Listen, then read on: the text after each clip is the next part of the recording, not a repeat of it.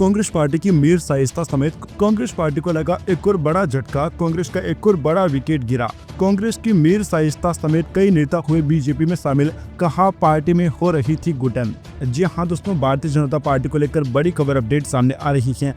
Bharatiya Janata party को एक और बड़ी खुशखबरी मिली है। श्रीनगर में 25 से अधिक दूसरी पंक्ति की महिला नेता पार्टी में शामिल हो गई। इनमें श्रीनगर से कांग्रेस की महिला विंग की महासचिव मीर शाइस्ता जहरा भी शामिल हैं। बीजेपी महासचिव अशोक कौल, वक्फ बोर्ड की अध्यक्ष डॉक्टर दरख्वास्ता अदराबी और अन्य स्थानीय नेताओं की उपस्थिति में इन सभी महिलाओं ने पार्टी की सदस्यता ग्रहण की। इस अवसर पर बीजेपी नेताओं ने महिलाओं को पार्टी में शामिल होने पर बधाई दी और उनका स्वागत किया। डॉक्टर दरख्वास्ता अदराबी ने इस अवसर पर कहा कि बीजेपी ही वह पार्टी है जो देश भर में महिला सशक्तिकरण के लिए निरंतर कार्य कर रही है। उन्होंने कहा कि कांग्रेस और अन्य दलों के कई प्रमुख नेता बीजेपी में शामिल हो रहे हैं क्योंकि वे बीजेपी की नीतियों से प्रभावित हैं। उन्होंने यह भी कहा कि बीजेपी महिलाओं को समाज में अधिक अधिकार और अवसर देने के लिए प्रतिबद्ध है। बीजेपी में शामिल होने वाली मीर शाइस्ता जहरा ने कांग्रेस छोड़ने के अपने फैसले पर बात करते हुए कहा कि वह कांग्रेस में